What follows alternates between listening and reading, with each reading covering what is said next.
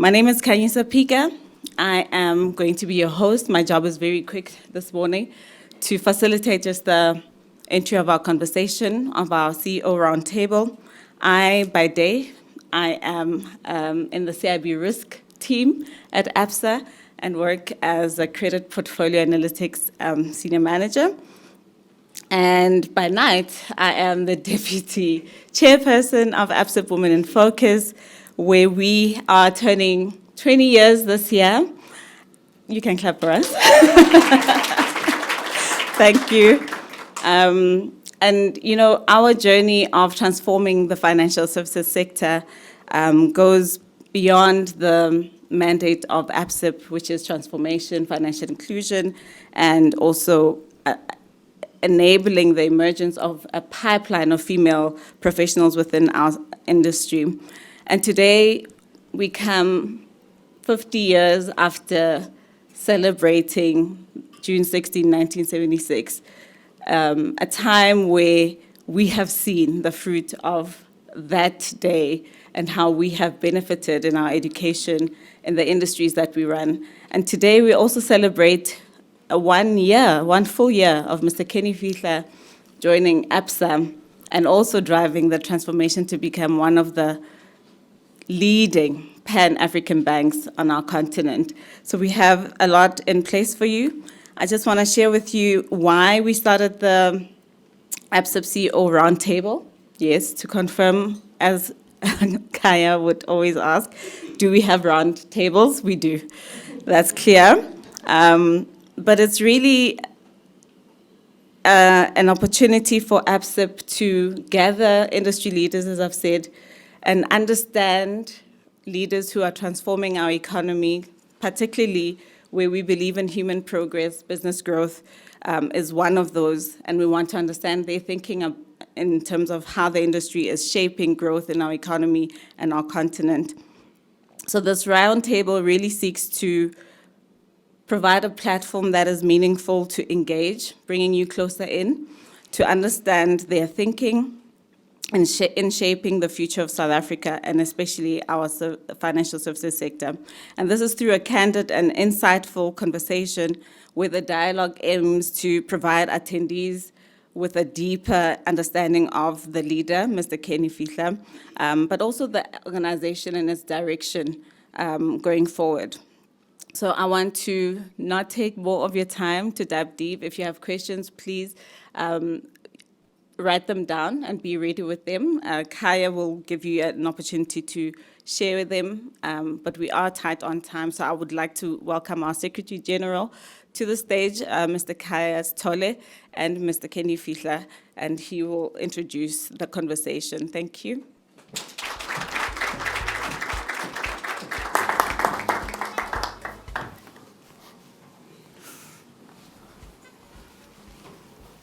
Helen, the timer. The timer. Thank you. Thank you, sir. Okay. Good morning, everyone. You guys look stressed. I'm the one that should be panicking because as I was preparing for this conversation, I had to do a bit of research. Thank you very much, Mr. Fihla, for joining us here. It is, of course, the anniversary, so 15 months ago. The market was surprised when they got an alert to say that you'd be shifting to closer to where some of us are, which is the building here. So we are going to reflect on that conversation a bit later, just that transition. But I was actually quite curious in that when I started trying to prepare for this conversation, I started doing some research. And it turns out that research, it happens best at universities. And it is Princeton University where there is a document, which I've shared with your team, that talks about a story of where you were about 30 years ago when you came back into a country in transition and somebody said, you know, the city that you adopted after you left Freda, it kind of needs help. What happened during that time? I thought that, good morning, everyone. We had a deal that, Kanyisa was going to make me feel welcome and comfortable. She tried, but the very first question is trying to undo all of the good work that you've done. But let me reflect, on Johannesburg. The sort of transformation of local government only began in 1995. a year after the national elections. Joburg used to have 13 municipalities. You had white local authorities, i.e. your old Joburg, Sandton, Randburg, and so on, Rodiport. Then you had your Alexander, Soweto, Deep Middle. Then we had areas that were run by the Transvaal Provincial Administration, largely looking after your so-called colored areas and Indian areas and so on. So that total fragmentation resulted in 13 sort of municipalities. So when the new dispensation came into being, a city was created that was meant to bring together all of these 13 into effectively one metro with 4 local authorities. You can imagine then the process of trying to integrate and create new structures, new administration, new departments.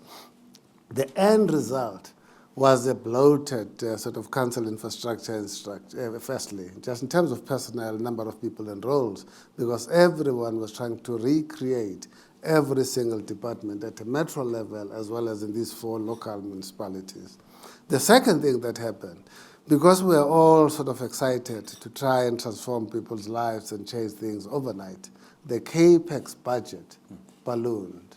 There was a massive tearing of roads in Soweto, massive sort of building of RDP houses, massive spend in recreating parks and what have you.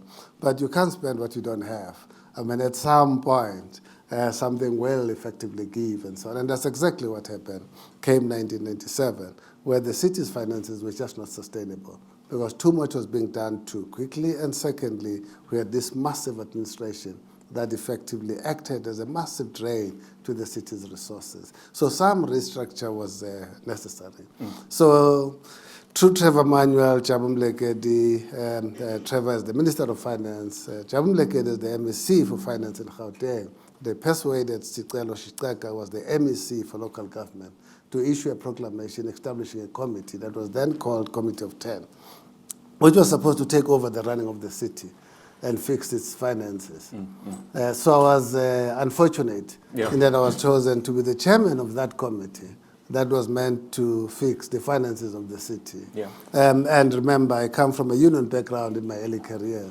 Now, one of the first jobs that was specified in that proclamation, restructure the city's administration, which meant that this city that suddenly had created 48,000 posts as a result of the amalgamation of these 13 different councils had to be trimmed down. Fortunately, not all of them were filled, but there was a potential that some jobs could be affected as we tried to trim down.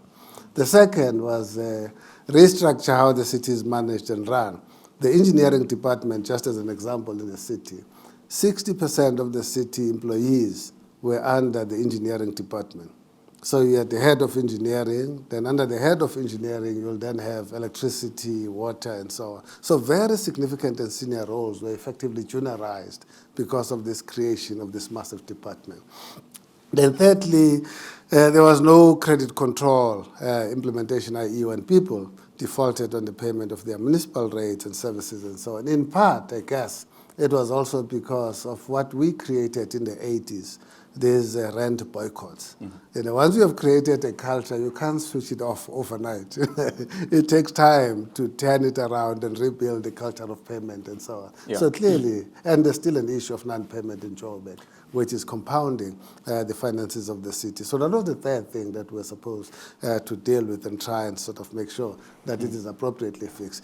Then there was the fourth hoax. Y2K. I think young people would not know what that is. You know?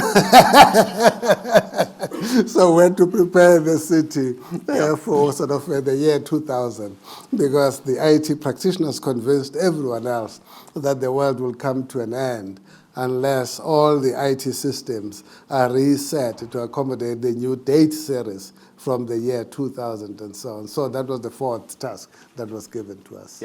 The idea of working in the public service and the idea of fixing what you see as problems in one manifestation or another probably gets injected by some experience that one has either in dealing with the public service or dealing or trying to access public services. Was there a thing that had happened earlier in your life that said that, look, if I ever get given an opportunity to address this decisively, I will take up that opportunity? It was by default, really. I don't think I ever planned to be a civil servant or ever planned to be in council. It just so happened that I was a student activist involved in student organization. I happened to be involved in some of the ANC work then, and then went into ZIM as a consequence of my involvement in the ANC. I was involved in the trade union movement. So transitioning then to government, in a sense, was just by default. That came 1994 elections, came 1995, and naturally, because then the ANC came into power, whom will it look to effectively go into government? It will be people who have been involved in a sense. So it was not a choice, it was not a career option. Knowing what I know today, I would definitely not make that career option. So it was just by chance. Yeah. But once I've been in government, I mean, I could see that this is not really my career. This is not something that I would want to do. And started to transition into the private sector. Initially, went to Business Against Crime, which was a partnership between business and the government, which was established after President Mandela then made a call to business to partner with government in the fight against crime. And that organization was established. So I went to run Business Against Crime. And that was a very useful transitional bridge because I dealt with government ministers, but I also dealt with business leaders and so on. So it gave me a sense of both worlds and made it easy to then transition into banking. Yeah. You mentioned earlier on your union activism, and you were part of what is now the modern day SAPAO. And naturally, when one looks at trying to navigate the tensions between the unions and the politicians and the city that is trying to modernize itself, it can't be easy for your own fellow brothers in arms to say, but you're now on the other side, you're trying to corporatize the city. That transition towards a modern city as we now know it now, how difficult was it? I mean, I think it was extremely difficult for a number of reasons. I think firstly, objectively, the city needed to be sorted out. And we can see what happened if you don't sort out your city. Infrastructure deteriorates, things fall apart, and your general sort of population of that city suffers the most because they can't access services, they can't utilize the roads, people can't enjoy, social life, which they are supposed to enjoy through the usage of parks, recreational facilities, and so forth and so on. So there's a far more greater damage and disservice to the general population if cities are not functioning well and so on. So Joburg needed to be fixed then. But there was also an issue that there was anxiety on the part of the city's employees. Will this lead into retrenchment? Will the creation of the city utilities lead into privatization? What does that mean for transformation? Does that mean that our comrade is now embracing capital and ignoring workers' rights and workers' interests and so forth and so on? So it's not an easy thing to explain that there's actually no conflict between looking after the interest of the population of Joburg whilst at the same time looking at the interest of the city's employees. In fact, if the two are in conflict, then there's a problem. Because it means the city is not servicing its population, is not doing what it is supposed to do. This same philosophy applies in business. It applies even in ABSIP. There shouldn't be a conflict between ABSIP members and the broader interest of transformation insofar as it relates to people who have been disadvantaged, women, and so forth and so on. In any event, if the internal interests are appropriately aligned, it is a win-win, and we all do the right things, knowing fully well that the outcomes will be beneficial to all the critical stakeholders of the city. But it was not easy, seeing people marching there, Kenny is a sellout. These things happen. You spent a bit of your childhood in the Free State in Freedom, then you obviously studied in Zimbabwe, and then you lived in a city.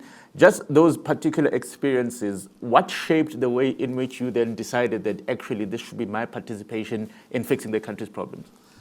I think a number of things that shaped me. I think firstly, I come from a very large family.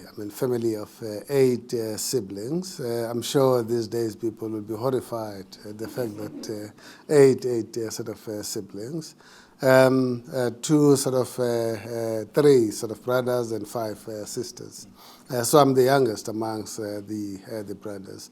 But because we're 8, and the gap between these children, especially the last 4, is like 18 months, 2 years at most, and so on. So there's a very tight gap. I see other people being horrified in their room. So clearly both my parents were working parents. So the younger ones had to be shipped out to sort of the Free State, a small town called Vrede, to be looked after by my grandmother. In hindsight, I think that's the best decision that my parents took, because we got all the love, that we deserved. I mean, grandmother did everything for us, It's read us bedtime stories. There was no television there, no electricity. We'll sit around the fire at night after dinner, and she'll tell all sorts of stories. Insomi, I don't know. I think kids these days don't know what Insomi is. Literally a bedtime story, where you just tell stories. Instead of reading or watching it on TV, it is narrated by a person. Essentially, and you listen to that and so on. So grandmother used to do all of that. So we got all the love that we deserve. Then I came back to Joburg just before the 1976 uprising. Then 76 riots happened. And my two elder brothers went into exile, and that created a bit of panic amongst my parents and so on. So shipped now to the Eastern Cape, which is even further. This is my father's now village, a small sort of a village town called Stagsprite and so on. And then back in Joburg. So when I decided then to sort of, and I'll skip so that I don't bore you with all the detail. Now the Zim part came as a result of the involvement in the ANC underground structures. There was a sort of a person by the name of Ephraim Mukhale, was the founding president of COSAS coincidentally, who was part of our sort of infrastructure and unit, got arrested. And because of the fear that if he's tortured hard enough, he got arrested again, by the way, after having spent 5 years at Robben Island, that if he's tortured, he will start to reveal who were the other members of the underground unit. So I was asked to sort of leave the country as a precautionary measure, essentially. But that was good, because I decided, but, I've always wanted to pursue my studies. I can as well do that instead of idling and waiting for free meals and all of that stuff and so on. So in some senses, there was a positive that came out of that, and then I pursued my studies in Zim. Yeah. After you had worked in the city, you then transitioned into what was probably a bit of a different structure, Business Against Crime. And I imagine at that point in time, there was always anxieties about parts of the city and part of the country developing at a much faster rate than others, and the question of the crime and the grime that seems to bedevil the inner city. The partnerships and the collaboration between business and the state, that is something that seems to have been identified even back then as a way of aiding a state in transition or a state that is developing. How important was that role for you? I think it was very important. I still think that the partnership between government and business is absolutely critical. I mean, if one looks at government, and I say this without intending to sort of demean government, it's really just the objective reality. There's only one department in government that worries about how are we going to fund all of this. It is the Ministry of Finance. That's the only ministry that worries about money. Where will it come from? What's the tax rate? Is it affordable? And so forth and so on. Every other department of government is fighting to spend as much as possible. All of them, excluding finance, they are all fighting to spend as much as possible, which then create a slightly different psyche in that performance is measured on the basis of how many initiatives and projects you run. With only one person worrying about how are we going to fund and do all of those things and so on. So you'd find then that the skill set, the orientation and everything else will be tilted towards that bias of doing as much as possible. And in some instances, the running of these institutions in the manner that is most optimal, that is most efficient, that skill set and that bias or that DNA is underdeveloped. And in business, that DNA is well developed. If you run your company on the basis of how much you spend, you'll be out of business in no time. The very basis of business is customers, how well you service them, whether you're growing your customer base, whether you're delivering value, whether you continue to be competitive. It's a completely different mindset. And I think combining the two sort of orientations can give you a powerful outcome if it is done appropriately. So the call by President Mandela then for government to partner with business, or for business to partner with government, was intended to tap into that expertise of business, of knowing how to run things well.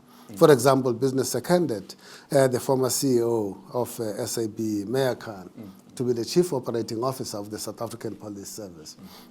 He was frustrated because he was used to running SAB, where if there's a direction, and he used the following phrase. He said, at SAB, when he pulled the lever, he could hear the chain reaction, i.e., something will be done within the organization. There was a reaction to the lever being pulled. He said when he was the chief operating officer of the police, when he pulled the lever just came towards him. There was no connection. The chain was broken, in so many places and so on. Now, that's one thing that you tend to know in business, that you are able to understand where the efficiencies will come from. You know which businesses they should be pushing hard to perform. You know that if a business is suboptimal, you do something about the leadership or the nature of that business. That psyche, unfortunately, is underdeveloped in government. And this is not just a South African problem, by the way. It's a global and universal problem. Our challenges are compounded by other factors, but it is generally a sort of deficient of government. Yeah. It's a terrible feature of what governments tend to have as a suboptimal structure. I'm curious about the transition into banking. I mean, 20 years ago, if you gave me a division of 350 million rand, I'd be like, ka-ching, I'll run it. You walk in, you decide 350 is not good enough. Tell us about that transition. So when I went into business against crime, it was never the intention for me to stay there a bit long. In fact, interestingly, I was talking to Standard Bank at the time, and there was a board member of Business Against Crime, Doug Band, who actually interviewed me. He also sat on the board of Standard Bank and was the chairman of the remuneration committee at Business Against Crime. So Doug Band said to me, look, Standard Bank is talking to you. We think you'll do a good job there. I'm also on the board of Standard Bank, but you'll be one of many executives. Come to Business Against Crime. You will meet with the top 50 CEOs. You'll still meet with government at a ministerial and presidential level and so on. After stabilizing this organization, you can then decide which organization you want to work for. But you would have created contacts that you will take you a lifetime to create and build if you go straight into Standard Bank. So I looked at this old man. I didn't know him from a bar of soap. His face looks innocent. He's still alive, so his face looks very innocent. He was sincere. He had no reason, to give me wrong advice, given that he sat on both the Business Against Crime board and on the Standard Bank board. So I followed his advice and joined a sort of Business Against Crime. But I was very clear that I was going to move on and do something else.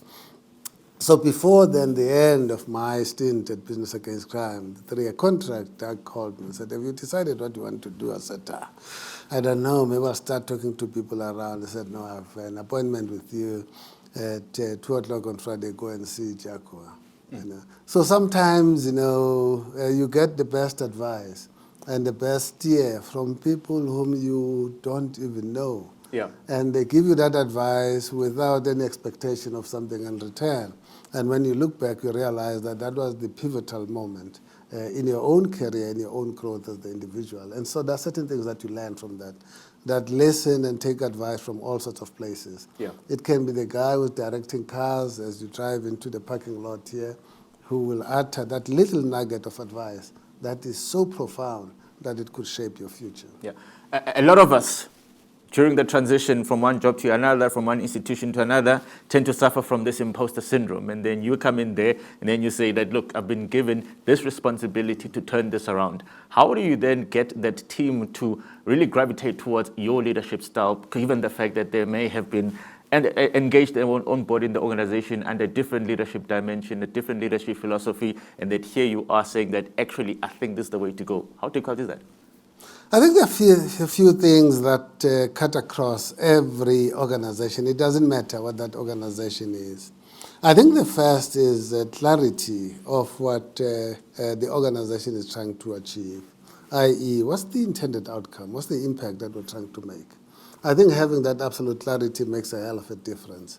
In fact, I would say it is probably the most important thing after your clients and people. That clarity of thought as to what impact are we trying to make. Because many organizations and many people get lost in the internal processes. You know, the process becomes an end, on its own, and we lose sight of what is it that we're trying to achieve, what impact are we trying to make, and so on. And you find that internal differences that are related to tactics, approaches, choices, suddenly get elevated to the level of principle.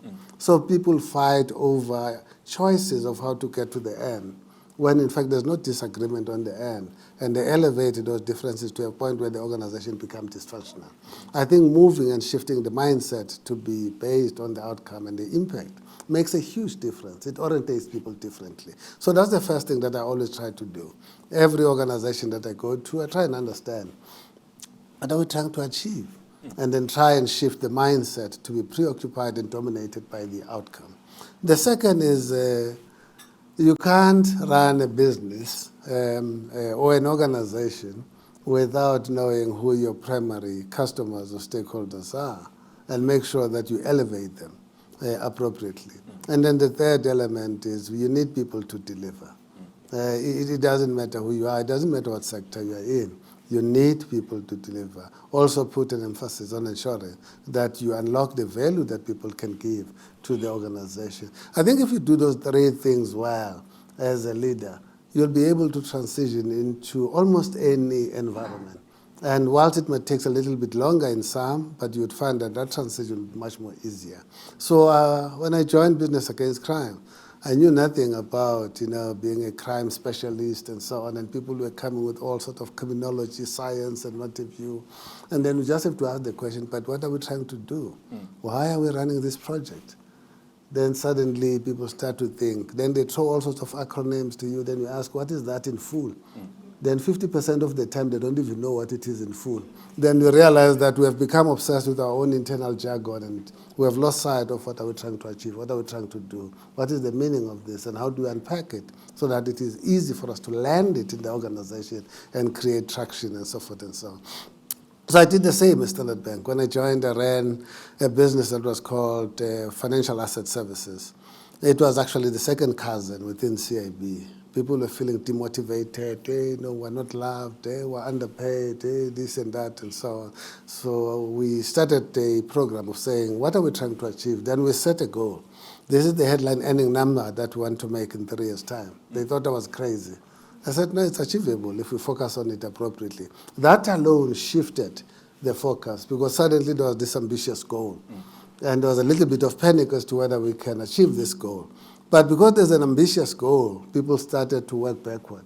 What is required for us to deliver on this goal? So you can see that already the internal efforts are being aligned now to this bigger goal. Suddenly all the internal squabbles are shifting to alignment in order to deliver to this goal. Then we did the second thing. We said, look, we know that we feel that we're second cousins, but ultimately let's prove everyone else wrong. So there was something to prove. And we ran a campaign that said it starts with me, meaning that if I don't behave in a manner that demonstrates that I'm confident, that I can deliver, that I trust myself, that I know my business, and so forth and so on, how can I expect others to trust me and to believe in me and so on? And we ran that exceptionally well and created a fun environment. I love fun, by the way. And started to create a fun environment, where we celebrated virtually everything, so that people feel proud and love coming to work and enjoy working for that division and so on. Before we knew it, the dial started to move from a culture point of view, from a headline earnings point of view. And as soon as that happened, then Standard Bank asked me, hey, why didn't you actually run this bigger cluster and do the same to this bigger cluster as we have done in this small sort of division? And the lesson in that is sometimes opportunities come in these sort of areas that no one wants to touch, because they are not the sexiest part of the business. See that as an opportunity to prove yourself, to hone your skill, and to demonstrate your leadership capability. Yeah. Because if you unlock that, no one can ignore it. Everyone will notice it, and then suddenly you yourself become sexy because you have It sounds like you see potential for opportunity, and you know how to harness it, and you know how to generate teams that get it done. So does this then provide a greater sense of understanding for the rest of us for that alert that comes on the 17th of March last year that says that you are going to be shifting to a new institution. What was it about this institution that said to you, I can go and make a difference there? I mean, I've always been, if you sort of look at my career, and it was not by choice, I mean, I think for just some strange coincidence, have always been attracted to organizations or institutions or opportunities that were really captured or underutilized, where the potential was not unlocked to the full, for whatever sort of reason. Other people choose to say I'm a sucker for punishment, and so on. Maybe I am. But I found that the opportunity that Absa presented was just massive. This organization has unbelievable client base, and that has been confirmed since I've joined Absa, engaging with the clients. I mean, very, very loyal client base in many pockets. Unbelievable people, a lot of innovation and so on. But because of the leadership instability at the top, the dots were not appropriately connected. So all of this capability, very good ideas, innovation, was like hidden in the cupboard. It's like buying beautiful toys for your kids, and then you don't allow them to play with them. You lock them in the cupboards. Or what my mother used to do, all of this nice, beautiful cutlery was never used. And my sisters ended up inheriting it because it was all hidden in the kist and in all sorts of places. I found exactly the same at Absa. So it was more the opportunity, the potential that this institution can have if we can just connect the dots appropriately and unlock that talent into the market. But there were also other personal reasons in that, I mean, I've been a Standard Bank for a very, very long time. My boss then and I, same age, and he were going to retire in more or less the same year. So I needed to make a call. Am I comfortable to stay there until I retire as the deputy? Or do I take this opportunity? Because Silo then approached me, and then I had to weigh, what am I weighing against my current role?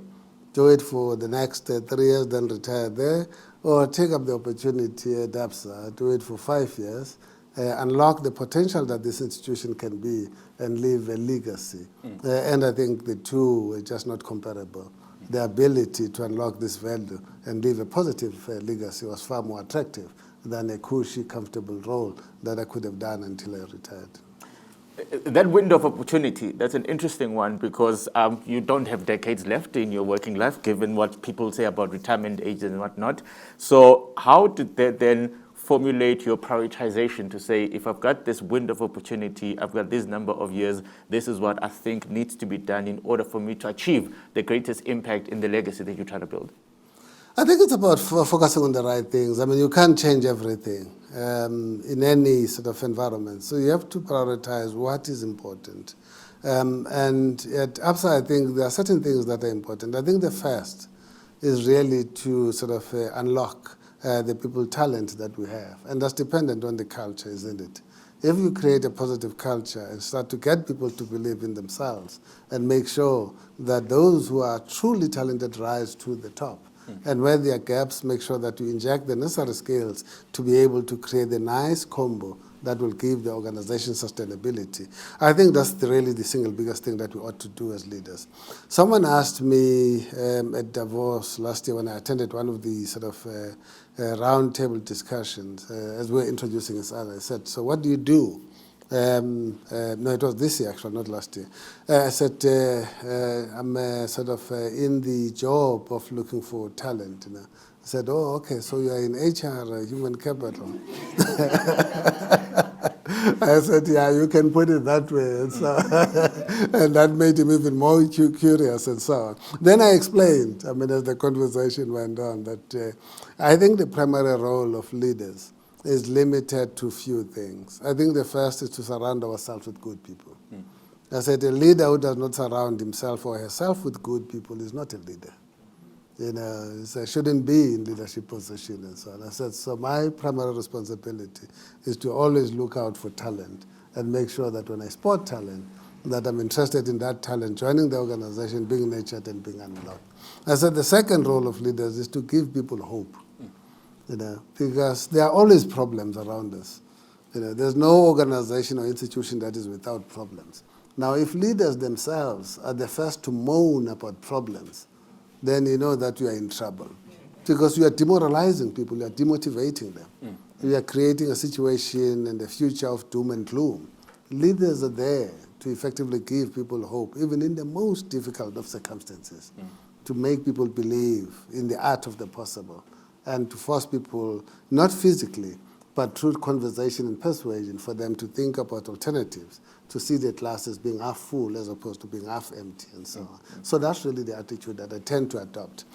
Yeah. And I think that's exactly what I'm focusing on at ABSA. And I think if I do those two things well, this organization will create a momentum that will far outlive Kenny or outlive some of the current leaders that we're bringing on board at the moment. Yeah. You know, a big criticism of the industry at large is that when it comes to its transformation success stories, there are few in between. There isn't a very clear and a very linear pathway towards progress for a lot of professionals that enter the system. We can still count on a few fingers how many individuals have risen to CEO level, particularly in the big banks. Having heard the bird's eye view over the past 20 years of what the industry at large has done, you've been involved in different structures, and having led institutions as big as Standard Bank and indeed as Absa, what are the ongoing, the persistent friction points when it comes to transformation in the industry? I think it's not just a banking industry. I think transformation is an ongoing process. It's not an event. And the mistake that we make, in most cases, is that we tend to engage with transformation as an event, i.e., at the time of appointing someone. It's too late. If you haven't invested enough in developing people, and I don't talk about development in a narrow sort of sense, i.e. stretching people, giving them targets that are beyond what they know today, moving people around to different parts of the institution. Banking is large and complex, and there's no single individual who will ever know everything within banking. But you can move people around enough to pick up skills that are appropriate for them to be effective leaders within the sector. We don't do that. There are many people who have been in the same department and the same role for donkey years. And you wonder then, how are you going to allow this person to grow and run far more complex environment if they have not moved around, to interact with different cultures, different product sets, including different styles. Because in banking, if you are in global market, you deal with slightly different people to when you are running the branch network or when you are running your M&A team. These are three distinct sub-cultures within the organization. And you need to move people around to understand that complexity and to be able to navigate the organization and interact with everyone. We don't do enough of that. And I think that's the biggest challenge that tends to limit transformation. We think of it when we have to appoint people, and by then it's too late. So we have to do more in ensuring that we nurture and we develop talent in a very, very deliberate sort of kind of way. I think the second thing that we ought to do, which I think we're not doing enough, we tend to look at transformation as a compliance requirement. Transformation is not because the Department of Labor requires employee or whatever employment equity targets and so on. If we view it in those lenses, then we are not doing true transformation. Transformation must be because we believe that we need to tap and unlock the full potential of the South African population. The fact that women make about 50% of the population, or probably just over 50% of the population, yet they are not in leadership roles as represented by the percentage that they represent in society, suggests that there's a significant percentage of our population that we're not tapping into. So that's a talent that is not being unlocked, that is not being utilized. The fact that black people in many of the sectors and industries are still underrepresented in senior management echelons suggests that we are effectively leaving out a significant percentage of our population and we're not tapping. So it is actually a must-do so that we can tap into the full potential that our society offers in order for us to drive business value, create economic development, and ultimately create a future that all of us can be proud of. Yeah. I don't think it should be looked at in a narrow lens of transformation, but you need to believe in that. Yeah. If you believe in it, then you will do it consciously. It becomes a passion. It becomes something that you like, something that you enjoy. Yeah, I imagine institutions that are as big as Absa is, for example, it may be very difficult for a person walking on day one to understand what exactly is the pathway towards that office that you occupy. Do institutions of scale then have a greater responsibility to communicate and articulate the pathways to success for everyone who enters in there, so that people do not come in and say, well, I kind of didn't really know whether this was ever going to be possible? Because yes, inevitably, we're going to talk about the story that does happen rather than the process that happens in between, because I do not know what is the development pipeline within the institution. There might be people within the institution themselves who kind of do not know what the pathway is. Do we have a communication deficit? I think in part we do. I mean, I don't think we communicate enough. I mean, communication, you can never over-communicate. I mean, I think it's something that as leaders we should do all the time. And it shouldn't be limited to official communication. I mean, people assimilate information differently. Others want to read emails, others want to hear you speak, others want a WhatsApp message and so on. Others want to just chat with you, I mean, during coffee break, and informally ask something and get a nugget of comment and what have you. But the messages, irrespective of the way and the method of communication, should be consistent. And so I don't think we do enough of that as organization. We tend to focus more on the official communication. The official communication is sterile. You start by saying, dear Kaya, then you know this is not personal, it's being sent to 10,000 other people. Yeah. Then you immediately switch off. You know, because it's not personal, it's not about you, it's about broad brush communication and so on. And I think we have a responsibility to build personal relationship with people. I try and do that at Absa. I walk to the canteen. Remember, on the first day I was there, and they brought me lunch in the office. And by the way, we're also doing away with those offices so that they can be open plan. And because I found that a bit odd also, that I'm hiding behind four walls and so on. And so I walked to the canteen, I mean, on the next day, on the 18th.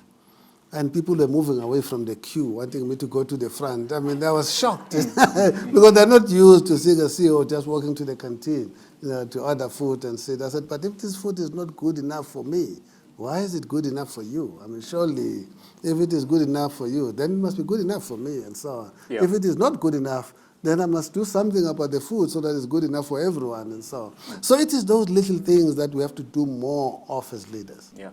I think the country at large is really struggling to grapple with the question of transformation. Some say, well, you've got 30 years of evidence, it's not working. There are some that are more radical in opposing than others. And even those that should be able to explain it to us probably aren't doing a very good job. But probably around 29 years ago, you did go on a retreat in a hotel that I don't think exists anymore because I couldn't find it, the Shangri-La Hotel. And then you sit there and then you convene something called the Transformation Lekgotla, which really confronts the problem at the heart of what you thought you had been doing and what needed to be done differently. Do we need something similar for the conversation transformation today? I think there are many transformation Lekgotlas that are taking place all over the show. And to be honest, I mean, we are not running short of ideas in terms of what needs to be done. We are not running short of plans. I mean, if you can dust off all the plans that have been developed over the years, you'll realize that we keep on reinventing the wheel, reformulating the same old strategies and just wording them slightly differently. What is lacking is execution in a manner that is precise and targeted. And sometimes that's because of all sorts of internal things that tend to get into the way of getting to the right outcome when it comes to transformation. Let me use, I mean, a common example. Think about how many state-owned entities are badly run. You know, they're not badly run because we don't have good quality people in South Africa. Or even if you want to say, we want the majority of those to be run by black people or women. There are many competent women and black people who have qualified in certain areas, have gathered enough experience and can run these institutions well. But we will choose to appoint someone who's inexperienced, someone who has no proven track record, because we've got vested interest, i.e. it is no longer about the impact and the outcomes. It is about our own internal side deals, our own personal interest of rewarding loyalty and patronage and so forth and so on. So we end up undermining transformation, because what looks like transformation in form, in substance, is not transformation, because we're not putting the best of our people so that they become example, they become leaders, and everyone wants to emulate them. So some of our own decisions and actions can actually undermine transformation, even though the facade might appear to be a transformation facade, which is what I meant by saying you have to believe in transformation in the true sense of the word, because you will do the right thing. You will invest in the right people. You'll make sure that you create a level playing field for all the people that you want to effectively give opportunities to compete, and then select the best amongst them to be the one who rises to the top and who runs the institution, so that everyone looks up and said, wow, I want to be like her. I want to follow that example. That's the career that I want, and so on. If you ask people now, who wants to be a police commissioner? I mean, all that the kids see on TV is Madlanga, commission is corruption. Who would want to do that? Yeah. So we've undermined transformation, and we have limited the pool of potential competent people who could actually be going to the police to make sure we've got an effective police force. Yeah, we need to start emulating success, and I will probably take a few hands from the floor, 3 hands from the room and 2 hands online. If there are any questions there, this is like an opportunity that you're not going to get again, so all of your hands should be shooting up by now. But anyway, I get to decide who gets to answer the questions. So the first question will be there, the second hand from the right hand, and the third hand in the middle. There's a mic here. Please keep it very brief. We've done the greetings, we've done the protocol. Mr. Fihla, good morning. My name is Tabodi Mema. I work at Absa. I'm in the CIB division. The question I have is more on your BASA role, or Banking Association of South Africa. I'm curious to get a sense from you, what are the things that you feel it should be doing, and what are the things that you'd like to leave when you exit your chairmanship in this tenure? Thank you. Thank you. The second hand was on the right there.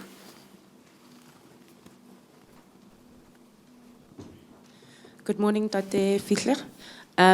My name is Luna Nebutaru, and I'm from Rand Merchant Bank. The question I have to ask you is related to AI and digital currencies and assets, and how you believe they will disrupt banking.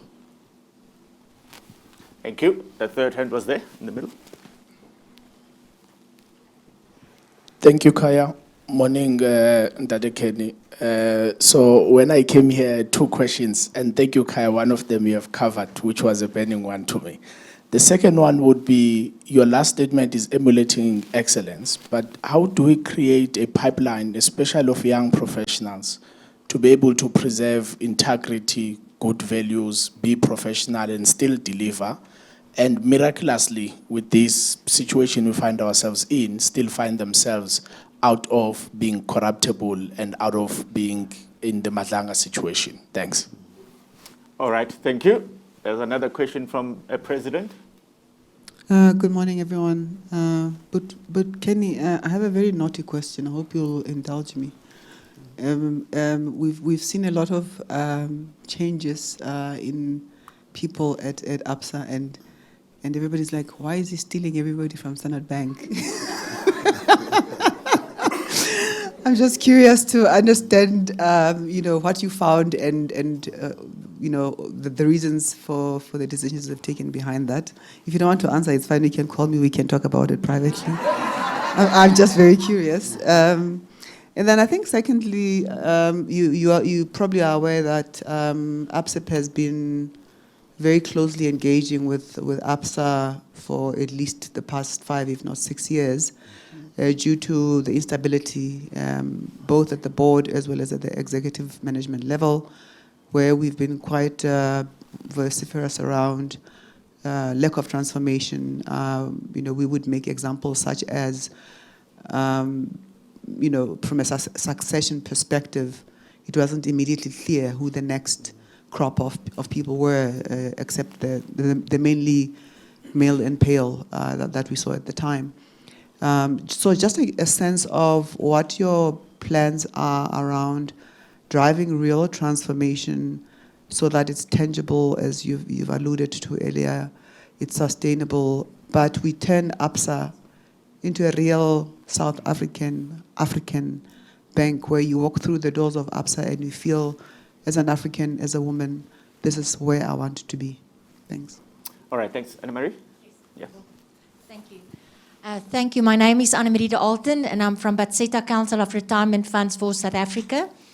I just have a question around, I see that the introduction today is Pan-Africa Bank, and I just want you to elaborate a little bit about your vision for Africa and the continent. All right, Thank you. There are so many questions here. We'll take the ones from this room and then I'll move to the online questions so we do not overwhelm Mr. Fihla. There's some very difficult questions here. Leonard? Good luck. Yeah, let me try and be quick, given the number of questions and the fact that there's a second round coming. I've just assumed the BASA championship recently. I think BASA is trying to do too many things. When you do too many things, you end up not spending enough time on things that really matter. So we I hope that we'll be able to train the priorities to no more than 4 at most. And those must focus on issues that relate to the whole industry, i.e. how do we make the industry more relevant and so on to the South African economy and South African society. Secondly, we must focus on things that are truly transformational. And I don't mean transformational in a narrow sense of the word. It could be transformational because it could significantly modernize banking services in the country, or transformational in the sense that it could open up the banking space to a whole range of players who are currently disadvantaged, not because of laws, but because of past practices and how we make decisions and so forth and so on. And we will work through all of those issues. At the last board meeting, we agreed that our long list of things probably should be changed, and we should limit the priorities and force ourselves to think carefully about, does this really relate to the entire industry, and is it transformative enough? If you can't answer those 2 questions, then probably that shouldn't be on the agenda of BASA. AI and digital, I think, is complex. There's no doubt that it's going to transform and change banking. As to how, I think there's all sorts of speculation. My own sense is that AI will effectively make banking far more efficient, will reduce the cost to serve, but would also create massive opportunities for new products, for improvement in client experience, as well as improvement in our own employee experiences. So I'll use an example. In some parts of Absa, we have, when someone phones for a credit card, there's a number for a credit card. Home loans, there's a separate number for a home loan. Debit card, there's a separate number for a debit card. So you can imagine the absolute nightmare that customers have to experience. AI can help us to effectively present all of that information in one screen so that people only phone one number. And our own employees on the other side would be able to see what the clients are requiring and provide an appropriate sort of answer. It also provide an opportunity for cross-skilling and training of our employees as opposed to being limited to one. So I think there are opportunities on both sides. I don't think we should worry too much about retrenchment. I don't think in the medium to long term that's going to be the case. If we adopt it early enough, and we're able to transition the skill set and include the additional offering that it unlocks and what have you. I think we'll be forced into retrenching people if organizations leave it until too late. And then suddenly everyone has moved way ahead of you and you're playing catch up. Because by then you have your back against the wall and you're just fighting for survival and so on. I think early adopters would be able to manage the transition and add value on both the ends of the spectrum. As to who the winners are going to be, we don't know. I just saw last week, that the US government has instructed Anthropic not to make some of its own modules available for security reasons. So you can imagine that this world of AI is becoming more and more complex and is likely to sort of result in an imbalanced sort of kind of world. As to how that's going to be managed, we don't know. Who the winners are going to be and who the losers are going to be, we don't know. So one needs to then work with various players because you don't know who the winners and losers are going to be until things settle and become much more clearer. The question about creating good values for young people, I agree. But I think values do not start at your age. It's a bit too late. We have to inculcate these values wherever we are, and it started at a very young age. I was relating a story of my grandmother. Just that sitting around the fire, all the stories that she told, there was a message in them. She chose all sorts of stories where good people will always win. So those messages, if you do that early enough, you shape the child's sort of mind and future, and you create core values that makes it easy for them, at least because at some point they'll have to make these decisions on their own. But if those values have been properly inculcated, you reduce the chance of them being susceptible to negative influences, because there's many of those out there. So I think there's something that we have to do to try and do that from a very, very early age. South Africa is unfortunate in that, the disruption to family life because of migrant labor system and a whole range of other things, single parenting and what have you, meant that a lot of these kids do not get proper input, not because the parents don't want to. You can imagine if you have a single parent who must leave early and go to work, and the child is left with a neighbor who looks after a team of 5 or 10 children. Clearly, the input that is required is not going to be at the same level as would have been the case if all the parents were there, and if all of us took our responsibility seriously of looking after kids and young ones. And so I think we all have a role to play in plugging that gap wherever we can, whether it's within our family circles or within broader neighbors or even extended family, to play that father figure or mother figure and make sure that we nurture people for the future. We may not see the impact of our results, but if we do it hard enough, it will definitely show in the next generation. So I think we have a collective responsibility. I mean, the Madlanga Commission issues are scary. I mean, it's really, really scary stuff. Yeah, the changes at ABSA, I mean, Paulo, some of these questions, I may not answer them appropriately for obvious reasons, but I'll give you 2 things. I think the first is ABSA has been hollowed out, I mean, in the last couple of years. When you've got too many changes in leadership, the organization becomes internally focused, and divisions start fighting amongst themselves, i.e. PBB against CIB.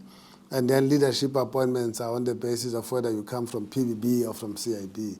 Once you get the organization to get into that mindset, then it's a slippery slope to nowhere. So essentially, the leadership was hollowed out in many cases, and that bench strength needed to be rebuilt. I hope that this is a once-off rebuild, that through this process we'll be able to then start to create sustainable processes that will make succession planning much more easier as we think about the future of ABSA as an institution. I mean, it's a tragedy what has happened to this institution that was once powerful, leading and #1 in South Africa, how internal fights and internal focus can actually reduce the leadership bench strength to a point where the organization is significantly weakened. I think we're 80% there now in terms of rebuilding that bench strength. Fortunately, in some of the functions, there was still proper leadership depth. They're not really negatively affected. I think the biggest damage was done on the business side, whereas the supporting functions were still more or less intact, which was fortunate in many respects. Yeah. And I think I've dealt with also, the instability and succession planning and so on. That was something that, in terms of making ABSA truly African, I think those 2 are related.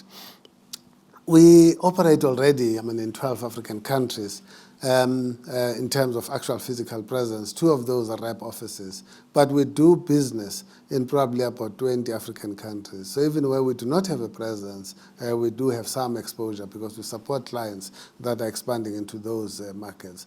There is no doubt that for large South African institutions and for the South African economy, broadly speaking, unless we can integrate and do more with the rest of the continent, our own success will be limited. And our own ability to compete at a global scale would also be curtailed and limited. So integrating into the continent and assisting in the transformation and development of the African continent, I think it's a must-do. Just to digress, let's look at the example of immigration and xenophobia. And it's not because people want to be in South Africa and cause problems. Maybe a minority does, but people are fleeing massive poverty to come and live in an informal settlement or a crowded building in the CBD of Joburg. That must tell you what conditions people are running away from to move into a squalor in the CBD of Johannesburg. And many of those are working people. They're not criminals. They're working people who are providing a whole range of services. So clearly, the development of the rest of the African continent is critical to the stability and the development of South Africa as a whole. Sure. a lot to reflect on, and I've got way too many questions online, so I'm going to have to choose a few. There's one from Malungelo Zilimbola of Mazi Asset Management. Given your expertise in local government and obviously your deep expertise in the private sector, what would your tips be or advice be for fixing local government, fighting crime in the public and the private sector? And could you, given your skills that you have, consider using all these skills in developing a toolbox to solve these problems? There was another question from Diro Machu, who says, Mr. Fihla is committed to running Absa as a truly Pan-African bank. With the current state of geopolitics issues, is he open to conversations that can assist Absa in navigating these issues, especially in the SMME space? We also have a question around the president's 1 trillion rand conversation, in that the future of South Africa hinges on a strong professional class. Will Absa Group support the fueling of South Africa's 1 trillion worth of professional class that is going to take up arms and do what the president says we must do? The next one is that South Africa's biggest constraint to inclusive growth is not lack of capital, but lack of access to capital and lack of bankable infrastructure projects and execution. What role is Absa playing in closing this gap, and what will success look like at the end of your term? And the last one is from Tobega Tubela at RMB. Since you've joined Absa, there's been an excitement in the banking market. You have reinforced that clients are key, and your passion for clients we can all see. So that was just to give you some breathing space. The other questions are a bit more tricky, and we have about 6 minutes to deal with them. Yeah, right. I mean, I think when I said, I mean, the role of leaders is, firstly, surround yourself with good people, i.e. spot talent and give people hope. The same is true in local government. I mean, the problem with our local government is because, I mean, if you take someone who's never run anything to run a city, I mean, the city of Joburg, the total budget, the size, I mean, of the pest that they're managing is larger than many of the countries. Bigger than Namibia, Lesotho, Swaziland, Botswana. It's a big institution. Now, if you take someone who has not even run a spaza shop, now they must run a city. I mean, what do you expect? I mean, what else can you expect? So I think fixing local government must be sort of underpinned by putting competent people there in the first place. I mean, there's no other sort of shortcut. It doesn't matter how good the policies are, they're not going to implement themselves. It doesn't matter what the plans are, they're not going to implement themselves. So I think political parties must put good quality people as mayors of these cities and start to take local government seriously because of the impact that it has on people. I think geopolitics currently are very complex, but we need to navigate them as best as we can. But I think South Africa should also think about what is in its best interest. Countries act in their best interest. All of these global alliances are on the basis of what is in the interest of the individual countries. I don't think South Africa has capitalized on that enough. There's a lot that we have to offer to the rest of the world and the African continent, but we don't use that as a leverage to also make sure that we promote South African interest, we entrench it, and ultimately we benefit from it and so on. So I think we just need to think differently in a sense. Even when we disagree with certain things, there are ways of doing so without necessarily putting ourselves in the line of fire in the face of the battle of giants out there, because we're not, I mean, a global giant that can match and be equal to the task and some of the complexities that we have to deal with. SMMEs definitely is one area that we need to focus on. Banks generally are not good at supporting SMMEs because our own models are premised on existing institutions, past audited sort of financial statements and so forth and so on. All of those work for established institutions that have been running for quite a while. With SMMEs, you need slightly different mindset and tools. And we also need to change our processes. We're working on that, and hopefully we'll succeed on some of the initiatives that are currently underway. No doubt that we need to increase the pool of the professional class in South Africa. It's a pity that at one point, the middle class was made to be a taboo. The clever blacks and all of these funny things and so on. I mean, for this society to move forward, you need a larger middle class, because the middle class carries society. They come with ideas, they run companies, they create jobs, they support large families, they create role models that kids aspire to follow and so forth and so on. So there's no doubt that this is a must-do, and we'll play our part in all sorts of different ways to support that. Access to capital, I mean, I agree, it's a big issue. not just from a banking point of view, but even private capital that is sitting in all sorts of places, whether equity or venture capitalists and so forth and so on. I think we need to make sure that we connect the dots appropriately and we create an environment that effectively allows for capital to flow to the right players. If you look at South Africa, our capital is still largely, or rather funding, still largely driven by banks. If you go to the US, the ratio is the other way around. The bulk of the funding to startup, to new businesses is largely private equity. You know, banks come in at a much more later stage because private equity is willing to take risk, is willing to experiment because it can take that risk because it's looking for the higher sort of upside if something succeeds and so on. Ours is still underdeveloped and immature in that it is predominantly dependent on the banking sector. But we need to evolve and take the baby steps to go there through the partnerships and the interventions that are made by government as well. Mr. Fihla, just one last question. If we are to look forward to, let's say, 2030, I'm not giving you a retirement date, but let's just work on 2030. What is the one thing that you want to be the definition of your legacy at Absa? I think Absa should be probably one of the leading financial institutions in the African continent, in the true sense of the word. Against all sort of important matrices and so on. And I would want to see an institution that is sustainable, that has produced leaders and become the training ground of effectively black professionals who have an ambition to be bankers or to be in the financial services. And I think we can create that. I think it is within our grasp. But we have to do certain things consistently and do them in a manner that is unashamedly committed to transformation. The Vision 2030 for Absa has been well articulated. And on that note, I think we can all safely assume he will not be the mayor on the 4th of November, 2026 here in the city of Johannesburg. He's a bit too busy for that right now. Maybe in the future there will be a possibility. But thank you very much for sharing your nuggets of wisdom. And I think also just getting a reflection from somebody who's seen it all, from the public sector and the private sector. Someone who stepped into crisis moments and said, here's the way to turn things around, and done so. And I have no doubt that the Absa story will become a next chapter of success in your life journey. Thank you very much for your time, and thank you very much. Thank you very much for having me. Really appreciate it. We do have to release Mr. Fihla because he has to chair another complicated meeting of complicated and talented people within the Absa group. So thank you very much, everybody, for having joined us. I think, Bugiwe, there'll be refreshments afterward, outside, and we hopefully can join us for another session of the CEO Roundtable, and eventually, ultimately, you will be the CEO that we put on the hot seat here. Thank you and have a wonderful day. Done.